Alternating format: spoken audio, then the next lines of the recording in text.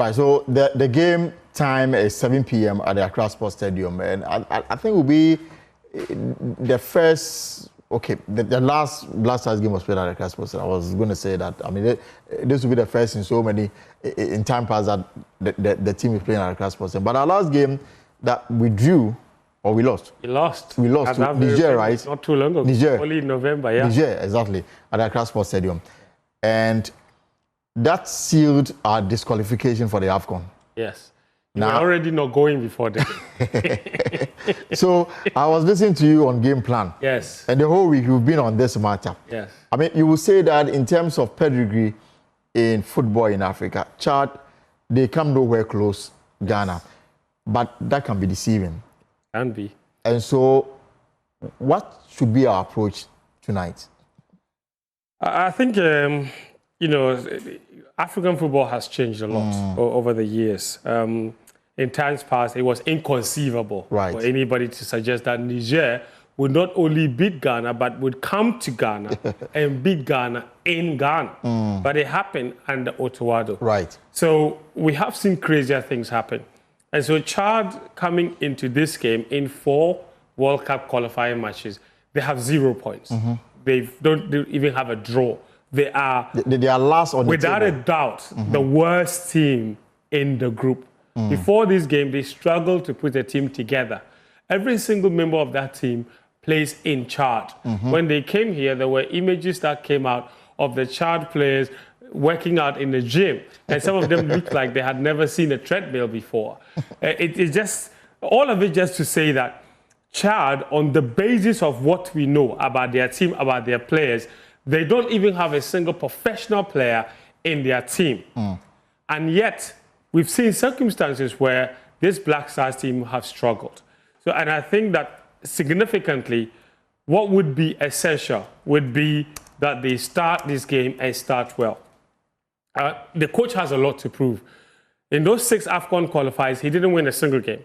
And I like the tune that he's singing, especially at that pre-match press conference. He said he takes full responsibility for what happened, and he wants to be forgiving, but this is a new chapter.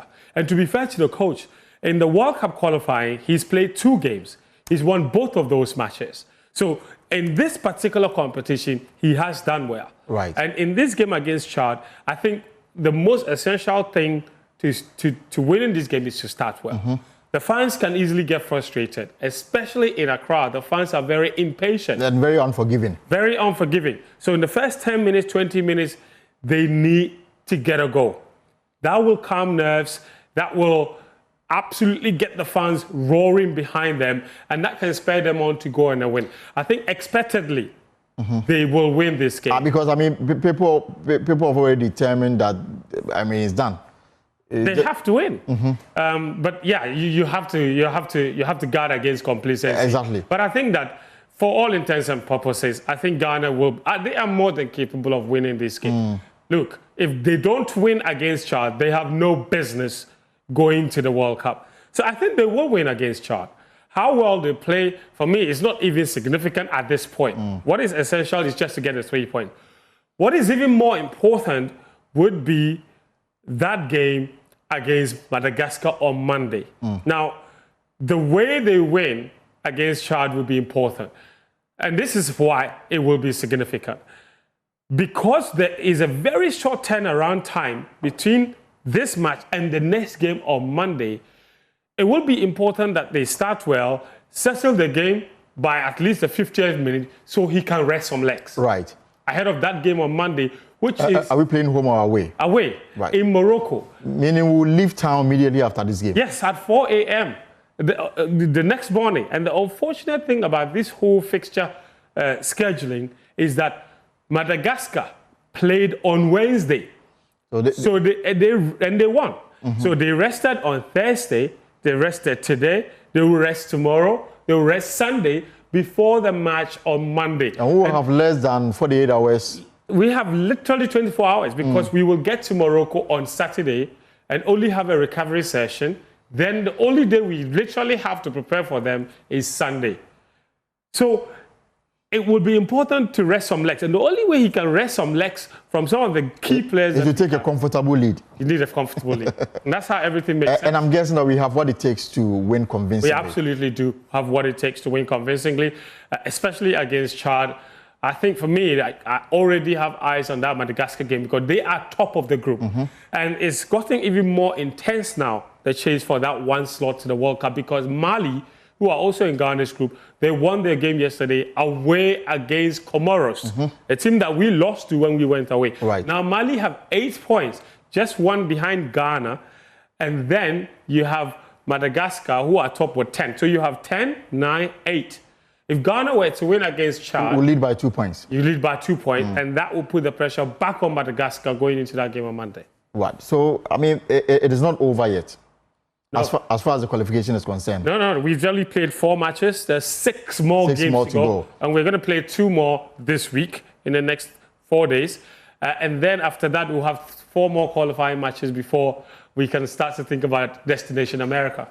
And because of how we disappointed ourselves in qualifying for the AFCON, yes, there's doubts about the capacity of the team to make it to the World Cup, and that skepticism is there. Something that the team must rise to deal with. We've got players that play in the top tier, the EPL and the rest. But usually when they are put together, that is where the difficulty comes. Yeah. I don't know whether the team and the coach they are aware of the exigency of the situation, and then to prepare themselves adequately to face the task. I think they're fully aware. You know, Jordan Ayew granted us an interview yesterday, an exclusive interview yesterday, where he addressed a lot of those issues dispassionately and honestly. You know, and this is something we've not heard. He admitted that the team is undergoing transition and that the transition has not been smooth because we've had too many new players coming in at different times. And we've not, you know, in previous years, like in 2001, when we had the under-20 team transition into the Black Stars, that formed the core of the team that took us to our first World Cup in 2006. And in the 2010 World Cup, when we went all the way to the quarterfinals, we also had a core of the players transitioning from the under-20 team that won the World Cup in 2009. If you look at our recent team, we don't have any players coming in from our under-20s. No. In fact, the last game that we played, you look at the starting lineup and only 2 players have ever played for Ghana's youth teams. In times past, that was inconceivable. Oh, absolutely. Right now, it is the reality of the situation. So you've got players not born in Ghana being brought into the team. You've also got other players who never played for any of Ghana's youth teams, but they're in the national team. And that sort of situation can create chemistry issues. Right. And we know that when it comes to national team, the thing that you don't have, the reason you can buy players at club level from all different countries and it works at Winston, Elting is because every single day they're training together. Absolutely. At club level, so it's okay. You can bring someone from Ghana, someone from Slovenia, Japan, and they will work. Here, the maximum they have together is 4 days. Right. Before this game against Chad, all the players that have come in had not seen each other for 4 months. The last time they spotted each other was back in November. So the gelling is not even there. It's not there. That's why for national team, it helps when the core of your team is from the youth teams. Now, from the youth teams, they spend a lot of time together. Right. So that way, when they come to the national team, even though it's just a few days, they already know each other. Now it's difficult because the players don't know each other. They've not played together for long. And so every time we're having to try to work on chemistry and it's just not working. But I think they know the significance and they know that there are doubts in the minds of Ghanaians. And I think they're determined to prove people wrong. Because listen, the president said it and he's right, that Ghanaians can only forgive them if they qualify for the World Cup. But he himself said that he's not advised to eat before the game. So, I mean, the number one supporter, the number one supporter is even afraid, and he's not sticking his neck out. So I mean, it tells you about, you know, this is a joke that we make all the time when it comes to the Black Stars. And I think that as much as it's a laughing matter, it also speaks to the inconsistency of the team. True. And that you cannot have a national team and you never know what to expect. There was a time when we had a national team, especially in qualifying, when they went into every single game, we always knew what the outcome was going to be. Now with this team, it's really difficult. If not, Elton, there is no way that we should be going into a game against Chad, and then we're having, and there's this trepidation. Right. Like, it makes no sense, but it's the reality. Because the team has not done enough in the last 2 or 3 years. Maybe let me say since 2019, to be honest. You know, the team has not done enough to instill confidence in the Ghanaians to fully believe in them. This is a new chapter. The coach survived by the skin of his teeth. And I think that he's lucky to be in the job. He knows that. Because under normal circumstances, no Ghanaian coach should go through AFCON qualifying 6 games and not win a single one of them and lose 2 of them at home and still keep a job. So he's like a cat, literally. He has the proverbial 9 lives. He's been giving a 3rd chance. He had a 1st, a 2nd. This is a 3rd chance for him. And I think they cannot afford to disappoint. They must win and win convincingly, and then they put themselves in a really good position to try and the game itself is, 2 hours, 45 minutes away. Yes. Do you know the starting lineup? No. So that's something that we don't know. But we know that you can expect to see key players in there. Thomas Partey missed the last international break because the coach left him out over some issues. And Kudus Mohammed, he played the last 2, but we also know that he wasn't happy because they gave him the captaincy for 1 match, then they took it away from him for another game. Then we know that Jordan Ayew was also unhappy because he was overlooked for the captaincy for the Sudan game, then before they gave it. So there have been so many issues, but this is the first time. And Jiku, in fact, the last call of 7 players pulled out due to various injuries. You understand? And there were people that thought that didn't believe that they were actually injured. Now, all of those players are now with the team. They say there's a new chapter. Before this qualifies, the GFA, Otto Addo went on a trip to Europe to speak to every single one of those players. After that, the GFA president and Stephen Appiah, who is the vice chairman of the management committee, also went on another trip to speak to all the players. So that togetherness, that unity is now there. The unity of purpose is now there. We know that Thomas Partey will start. Kudus Mohammed will start. Jordan Ayew will start. Jiku will start. These are big players that must perform on the biggest stage in front of their own fans. After what happened in the AFCON qualifying, there can be no excuse. Everyone must step up. Let's talk about support. And maybe before we talk about it, is Accra Sports Stadium really ready? I mean, some few weeks back, we reported about the state of affairs at the stadium, things going bad, the washroom, you couldn't even stand there for a minute because of the stench, the pitch itself, a few other things that even CAF had raised issues with. Have we fixed all of those? Well, I can tell you this. I think that yesterday the coach did a press conference where he said that the pitch looks good. So that is a positive. Right. Now, we know that the stadium was given temporary approval. Certain things needed to be fixed, especially after Ghana got temporarily banned from hosting games just before those matches, that match particularly against Niger. What I know is happening at the stadium right now is that part of the stands will be cordoned off. And there will be no spectators in the parts of the stadium. Why? Because there were structural integrity analysis done on the stadium, and it was discovered that parts of the stadium are not safe for supporters to stand, or else it could collapse. And that part of the stadium is the upper terrace of the side of the stadium facing the Independence Square. Okay. So that side of the stadium will be close to upper terrace will be close to the fans because the stadium has structural integrity issues.